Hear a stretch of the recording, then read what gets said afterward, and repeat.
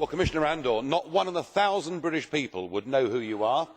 They wouldn't be able to pick you up out of a line-out. And yet, you're really rather powerful, aren't you? You're the governor. You're the man that decides who can come to Britain, who can claim benefits, and you've got more power than a British government minister. But I have to thank you for your study, because it's you that's told us that there are 600,000 economically inactive Eastern Europeans in Britain, something our own government wasn't able to tell us. And I suppose I have to admire your commitment to your job. After all, you're going to take the UK government to court to make sure that we don't treat Eastern Europeans any differently to our own people. So it's certain that you mean business.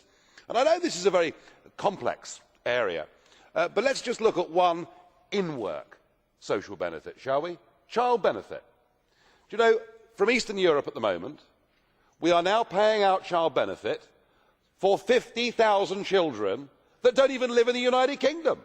I mean, there is no possible justification for us doing that. It's costing us £1 million a week, and it's yet another pull factor.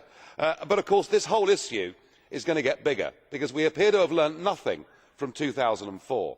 If you allow the unrestricted free flow of people between poor and rich countries, don't be surprised when you get a big result. We had a government prediction of 13,000 people a year. It was something like 400,000 a year for the first 2 years. So we open the doors next year to Romania and Bulgaria. It means more oversupply in the unskilled labour market, more burden on the National Health Service and our schools, and yes, sadly, it's going to mean more crime too. This issue will be the central issue of the European elections next year. It will be the central issue of whether Britain remains a member of the European Union. We are not against anybody from Eastern Europe, but we do believe it is right and proper we should restrict and decide who comes to live in our country.